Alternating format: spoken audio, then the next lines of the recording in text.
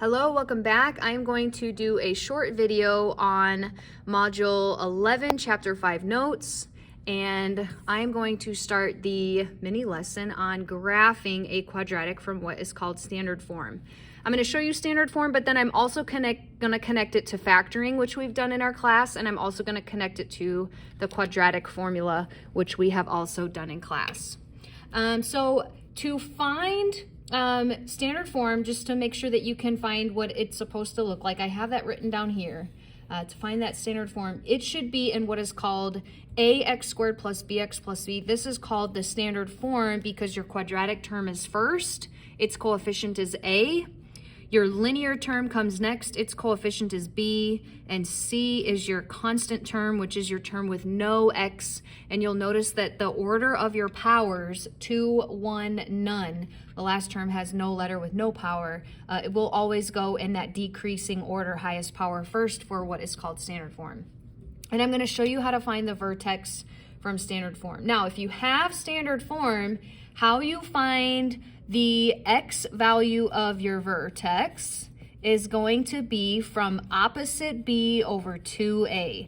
That is going to be the x coordinate number of your function. So first, what I'm going to do to find my x value of my vertex is going to be opposite b over 2a. Well, now I need to know what my a and b and c are. So here I have 1x squared. Your coefficient of 1 is never written, but I have an x squared, so its coefficient is 1. My b is 2 and my c is 3, so I'm going to actually write that down, a, b, c. So the opposite sign, opposite of b, opposite of positive 2 would be negative 2. It doesn't mean you're just going to take the negative value. It means opposite of whatever you saw there. And then on the bottom of this fraction, double my a, or 2 times 1, would be the fraction negative 2 over 2, which is going to end up being negative 1. So my axis of symmetry is going to be centered around negative 1. And that's going to be the center line of where my vertex is going to land. So if I plug in for my vertex the number negative 1, I will find where on that center line my vertex is going to land. And so I'm going to take my function and I'm going to plug into this function the number negative 1. Now again, when you do any substituting, make sure that you use parentheses where you see your x's. So it is going to look like this on the calculator. Parenthesis, I'm going to plug in negative 1 and square it. That's my x value squared plus 2 times my x value. So again, I need to plug in negative 1 and then minus 8. And what I get out is negative 9. So my vertex will land at negative 1, negative 9. Again, the x value of your vertex will always be the center of your picture. And so I knew that was going to be opposite b over 2a based on standard form. And that's just something you have to memorize. You can look up other YouTube videos for why that is where the center lands. But for right now, opposite b over 2a. And then what you do is you plug this number into x and you solve for y. And that is how you're going to get the y value. You have to come to your function, get your a and b, and fill that out, get the value, and plug that value into the function to solve for y. So that's where your vertex is going to land. So if I know my vertex lands at negative 1, 9, now when I make a table or you follow your pattern of points, I'm going to show you to do both of these. So I'm going to put my vertex in the middle of my table, and you're going to see why. You're going to see some symmetry here. Negative 1, negative 9. Now, to the right of my vertex would be 0, and then 1, and then 2, because that's the center. So to the right is 0, then 1, then 2. To the left of my vertex would be negative 2, negative 3, negative 4. Now, because of symmetry, what I see show up here, 1 away from my vertex on either direction, those should be the same. And what you can do is substitute those numbers into your function just like I plugged in the center of my function. So if I know the center is negative 1, I'm going to plug in 0 and negative 2, and I'm going to see that I'm going to get out the same values. So since I already have the negative in there, I'm going to plug in negative 2 first, and I get negative 8. I should get exactly the same thing when I plug in 0. And I'm going to delete that negative and make that a 0. Delete that negative and make that a 0. And look, I get the same thing, -8. So at 0, -8, at -2, -8. Now what I'm going to do is plug in the number next to that. So if this center was -1 and then I plugged in 1 to the right of my vertex, 2 away would be the number 1 and -3. And because of symmetry, those should be the same value. Now again, I have to insert that negative. So -3, and I need to insert a negative, and I need to change that to be a 3. So this value will be -5. That should match the same thing as if I plugged in the number 1. And notice how I get the same thing. Let's see, 1 down 1, 2, 3, 4, 5. And that's 2 away from the center, so that should mirror 2 away here, -3, -5. And now I'm going to go back and I'm going to plug in the number 2. And I get out the number 0. That should match when I plug in the number -4. Again, I'm going to insert, so second insert a negative sign, and then make my 2 the number 4. That should match. That's a 0.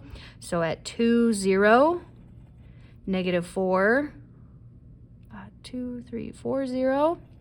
I actually bet you we can do one more. I'm going to plug in 3 and -5. I'm going to sneak that in over there. So -5. Here we go. Should be 7. So -5, 1, 2, 3, 4, 5, 6, 7. And that should match the same thing when I plug in the number 3. Oops, let me go back here. Delete that and make that a 3. Delete my negative and make that a 3. And I also get 7. So that's from the origin 1, 2, 3 up 1, 2, 3, 4, 5, 6, 7. And then I'm going to connect this with a nice smooth, curvy U-shaped picture. Okay, so there's my picture of my quadratic. This is my table here, but I also want to show you that there is a pattern of points. And we talked about this pattern from your vertex point. We go out 1 and up 1 squared, which is 1. From the vertex, if we go out 2, we're going to go up 2 squared, which is 4. So let's check 1, 2, 1, 2, 3, 4. That checks out. 1, 2 to the left. 1, 2, 3, 4. That checks out. Out 3 should be up 3 squared, which is 9. So 1, 2, 3. 1, 2, 3, 4, 5, 6, 7, 8, 9. That point checks out. I confirmed it with my table. It should mirror on the other side, which it did. Out 4 from the vertex point. Again, from the vertex point. Out 4, this would be up 1, 2, 3, 4, 5, 6, 7, 8, 9, 10, 11, 12, 13, 14, 15, 16. And that is out up 16. So out 4, up 16. Your pattern of your quadratics is out 1, 2, 3, 4. Up if it's a positive x squared, which we had a positive x squared. Down if it were to be a negative x squared. And then what you do is you multiply this by the a value if you don't have 1x squared. So if this was 2x squared, these would go double. 2, double this 8, double this 18, double this 32. But we don't have an a value that's not 1, so I'm not going to be altering my pattern by that a. Now the same graph, the same exact graph, but if I had factored, okay, I'm going to show you, we're going to get the same thing. So again, we had y equals x squared plus 2x minus 8. Can you think of two numbers that multiply to make -8 and add to make 2? Again, we will get the same picture, I promise. What two numbers can you think of that will multiply to make -8 and add to make 2? Well, if they're going to multiply to make a negative number, you need one negative, one positive. I know two numbers that are 2 apart, the number 4 and 2.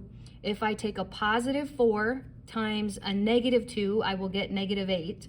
And if I have 4 minus 2, when I add them together, I will get 2. So again, multiply to make -8. That's your a times c of your function, 1 times -8. Your b goes at the bottom, and that's your sum. So my two numbers here that I got, my -2 and my +4, are my factors.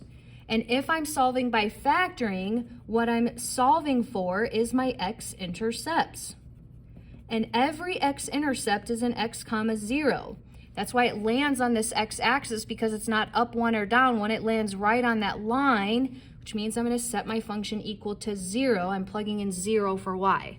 Now, if I have two things multiplied together to get 0, that means one or both of them has to be 0, which is why we set our factor equal to 0, and then you actually solve it to get your x-intercepts. So x-intercepts, solutions, your roots, your zeros, because you plugged your function equal to 0, you will see that your x-intercept is 2. That's the same value we showed here.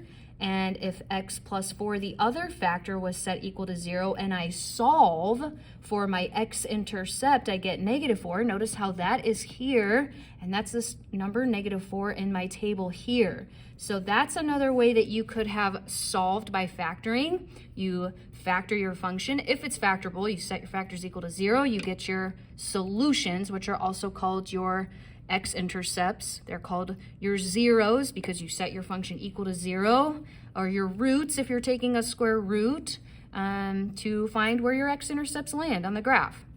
Now, right in the middle of 2 and -4 is the number -1, and then you would do what we did here. So I found the center maybe a different way by just counting to the middle. So here my center would still be -1, which is where your vertex is going to land. Plug in -1 just like we did up here.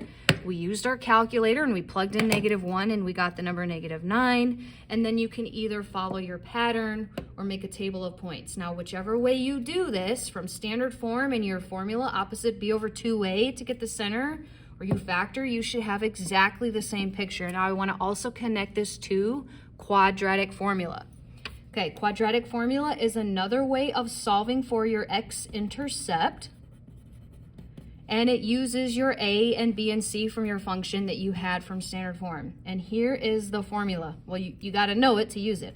Opposite of b plus minus the square root of b squared minus 4 times a times c, all over double A. Again, my a here was 1, b is 2, c is -8. I'm going to use those and plug them into this formula and solve for my x-intercepts. So if you can't factor, or factoring is too hard for you, the quadratic formula will always work, even if this isn't factorable, and you'll get your x-intercepts. They just, if it's not factorable, you may not get nice whole numbers, which is okay. So here we go. Opposite sign of your b. Well, my b is +2, which means opposite is -2. I will get two answers from when I add and subtract what is called the square root of the discriminant. What's under here is going to tell you if you could factor, or if you'll get no real solution, or even if you'll get 1. I'll tell you about that as we go here. B squared, 2 times 2 is 4. And then we're going to subtract the number 4 times the number a, which is 1, times the number for c, which is -8. And then I'm going to divide by all of that divided by double my a, which is, again, the number 1. Okay, so here we go. Let's start simplifying. B squared, my 2 times 2 is 4, minus 4 times 1 times -8. Well, 4 times 1 is 4. I'm multiplying before I subtract, because that's what PEMDAS, my order of operations, says to do. 4 times 1 is 4. 4 times -8 is -32. So what I really have is underneath my radical 4 minus -32. Well, two negatives is going to mean that's going to end up being a positive.